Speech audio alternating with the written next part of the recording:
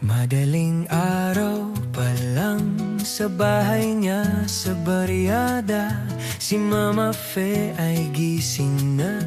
Mag-iinit na ng tubig sa kusina, habang si Tia Zenaida abala na rin naghahanda.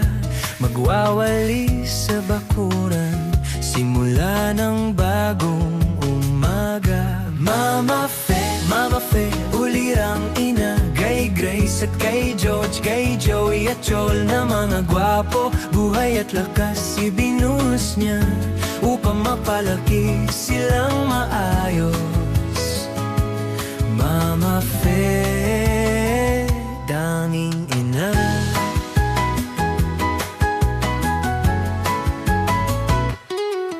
Nagdaan ng maraming taon mula nang lumisan si Don Didoy. Mula noon nasanay ng mag-isa, pero hindi nawala sa ala-ala. Bawat tingin sa larawan, di maiwasang mamulila.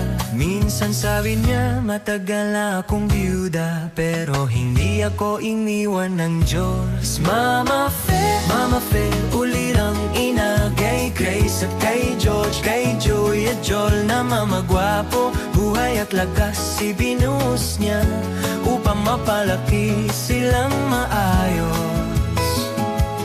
Mama Fe, tanging ilan.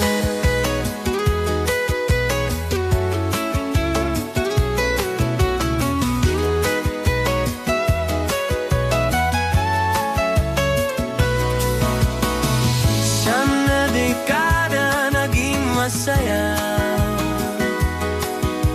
simple at payapa ang Dolian. Kapag nandyan mga anak niya, napupuno ang munting sala.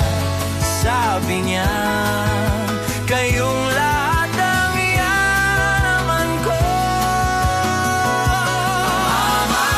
Mama Fe, ulirang ina, kay Grace at kay George, kay Joey at Joel na mga gwapo. Buhay at lakas ibinuhos niya upang mapadaki silang maayos. Mama Fe, tanging ina.